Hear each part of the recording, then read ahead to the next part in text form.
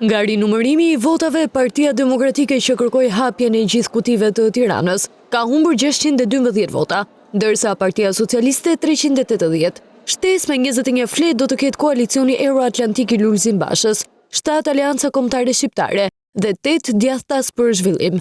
Me këtë rezultat nuk ka asnjë ndryshim në ndarjen e mandateve në kryeqytet dhe matja as të deputetëve që dolën fitues nga lista e hapur. Dy antarët e Komisionit të Ankimeve dhe Sanksioneve, Koli Beli dhe Ledio Brao, shprehen se ndryshimet nuk kanë ardhur nga veprimet të qëllimshme, por janë gabime njerëzore.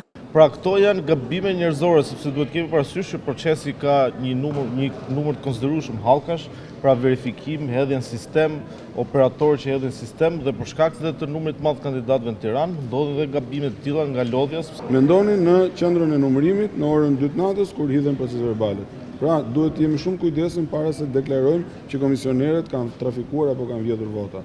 Megjithatë, të ndarë shprehen sa i përket nevojës së rinumërimit. Në mendimin tim personal, ky proces ndoshta s'duhet ishte bërë nga pikpamja administrative, megjithatë mundim në respekt mundimit dhe të asaj ka një pjesë publiku dhe të kandidatëve apo të palëve të tjera të interesuara, për cilë fjala transparencë ka vlerë dhe është e rëndësishme. Për aq kohë sa jemi demokraci, transparenca gjithmonë i shërben demokracisë dhe qëllimi i kërkesës tonë ky ka qenë, pra që të bëhet transparencë. Tashmë Komisioni Qendror i Zgjedhjeve do të vijojë hapjen e kutive për Firin dhe Durrësin, për të vijuar më pas me vendimmarrjen. Ndërkaq, kryekomisioneri Lirian Celibashi ka miratuar këtë të premte mandatet në Berat, Dibër, Shkodër dhe Vlorë.